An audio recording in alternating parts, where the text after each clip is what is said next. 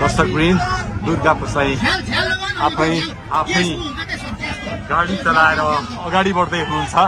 निकै नै अप्रिय अवस्था देख्न सक्छौं हामी। यहाँ प्रहरीले अश्रु ग्यास चलाएको छ।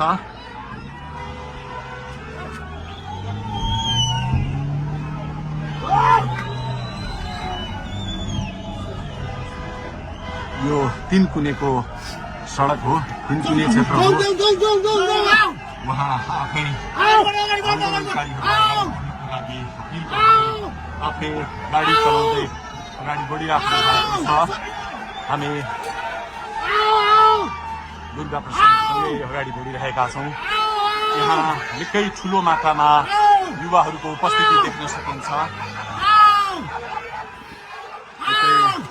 ठुलो मात्रामा युवाहरूको उपस्थिति, प्रहरीको बार तोडेर दुर्गा प्रसाई आफै अगाडि बढ्दै हुनुहुन्छ।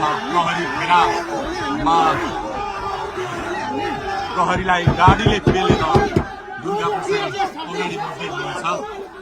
हामी दुर्गा प्रसाईसँगै अगाडि बढ्दैछौँ। यहाँ कसैले रोक्न सक्ने अवस्था छैन। प्रहरीलाई दुर्गा प्रसाईले पेलेर अगाडि बढिरहेको भएको छ। प्रहरी गाडीको चाबी खोज्न लागिपरेको छ र दुर्गा प्रसाईले प्रहरीको एक लेयर तोडिसक्नु भएको छ र अब अगाडि सशस्त्र प्रहरीको टोली रहेको छ।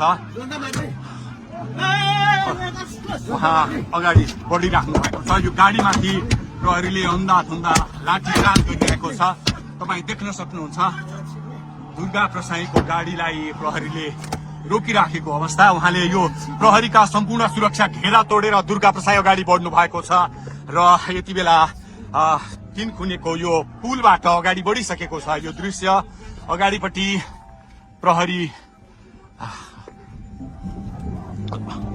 प्रहरीका यी घेरा तोडेर दुर्गा प्रसाई अगाडि बढिराख्नु भएको छ। हामी दृश्य देख्न सक्छौं।